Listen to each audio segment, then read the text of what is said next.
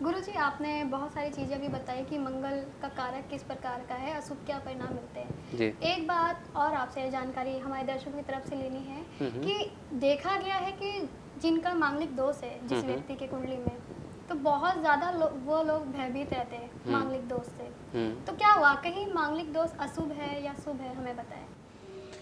मांगलिक दोष, अगर मांगलिक दोष की बात हुई है तो सीधे सीधे मंगल की बात है।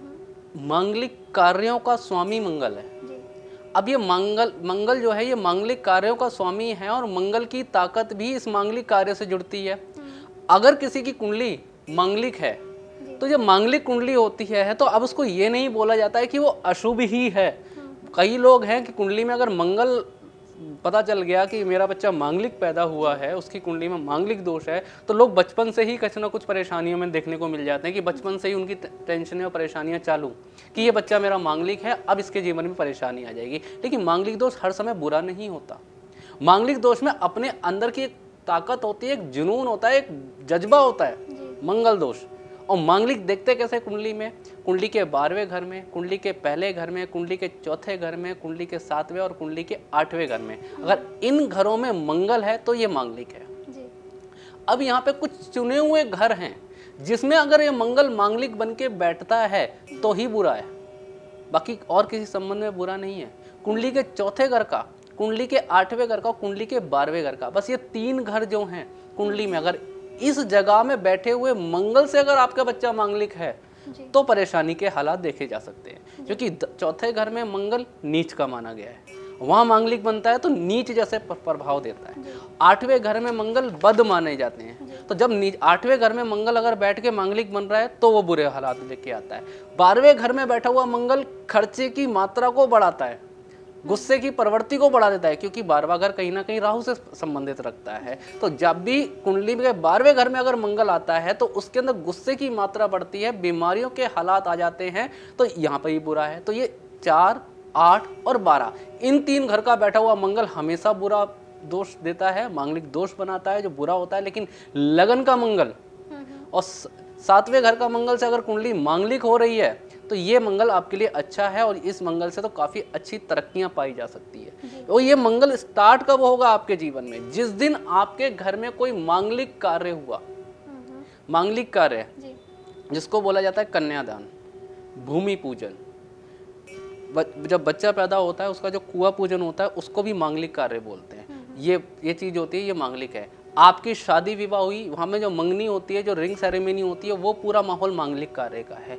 साथ में जो फेरे पड़ने का टाइम होता है वो मांगलिक कार्य को बोला जाता है। साथ ही साथ जब आप कहीं ब्याह शादी करने जाते हैं तो वहाँ से जो कन्यादान की एक विधि चलती है, जो कन्या पक्ष के लोग बड़े बूढ़े करते हैं, वो जब विधि हो रही होती है वो मांगलिक कार्य होता है। आप जिनकी कुंडली में मंगल खराब है किसी भी वजह से, तो इन सब समय पर जब ये चीज़ मेन चीज़ें हो रही होंगी उसी समय बहुत बड़े बड़े हालात, कलेश और लड़ाई झगड़ों के माहौल देखने को मिलते हैं। बहुत शादियां देखी हैं, बहुत लोग हमारे पास आते हैं कि शादी हुई, फेरे पड़े, उधर फेरे पड़ रहे हैं, इधर लड़ाइयां हो रही हैं। कई चाचे ताऊ में लड़ाइयां हो जाती हैं, कई पड़ोसियों के आपस में लड़ाइयां हो जाती हैं, कई भाई भाई में लड़ गए, तो ये हालात हो जाते हैं।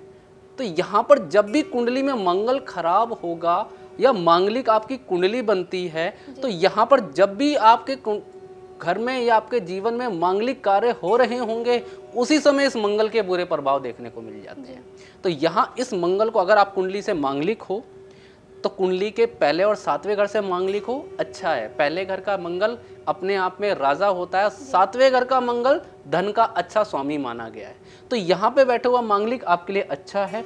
उसके बाद अगर कुंडली मांगलिक है, चाहे वो 12, 1, 4, 8, 7 इन किसी भी घरों से मांगलिक हो, तो उसके साथ देखे जाते हैं चंद्रमा और शनि।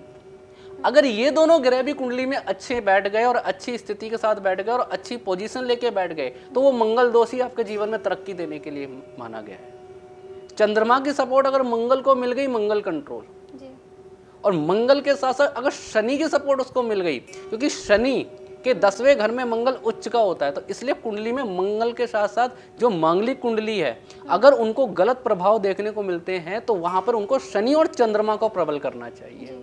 अगर वो शनि चंद्रमा को प्रबल करते रहेंगे तो ये मंगल कंट्रोल होगा। तो जो मांगलिक लोग हैं खासकर उनके लिए सबसे पहले उनको चांदी के गिलास में पानी पीना चाहिए, क्योंकि जब मंगल का जो स्वभाव है वो उग्र है, वो गुस्से वाला है, परेशानियों वाला है। अब जब मंगल वहाँ पे खराब हालात देने लगता है तो वहाँ पे चंद्रमा की सपोर्ट दी जाती है। तो चांदी के गिलास में अगर पानी पिए व्यक्ति तो वहाँ पे चंद्र मंगल का मेल बनते उसको शांति मिलेगी, गुस्से के हालात कमजोर हो जाएंगे। और उसके बाद अगर लड़ाई झगड़ों के माहौल बढ़ रहे हैं, घर में भाई भाई के संबंध खराब हो गए, प्रॉपर्टीज को लेके या किसी तरीके से बुरी स्थिति है, तो कौओं को गुड़ की बनी हुई रोटियां, तो गुड़ की बनी हुई रोटी बनाओ, उनको कौओं को डाल के आओ। अगर ये उपाय निरंतर इंसान करता रहेगा, एक डेली रूटीन जो इंसान बना ले अपना, अगर वो बनाता रहेगा तो घर में ये मांगलिक के जो मंगल के जो बुरे प्रभाव हैं उनसे बच सकता है। तो ये स्पेशली उन लोगों को तो उपाय करना ही चाहिए जो स्पेशली मांगलिक हैं और जिनके जीवन में उस मंगल से परेशानियां आ रही हैं, तो उन लोगों को ये उपाय करने चाहिए। जी बिल्कुल।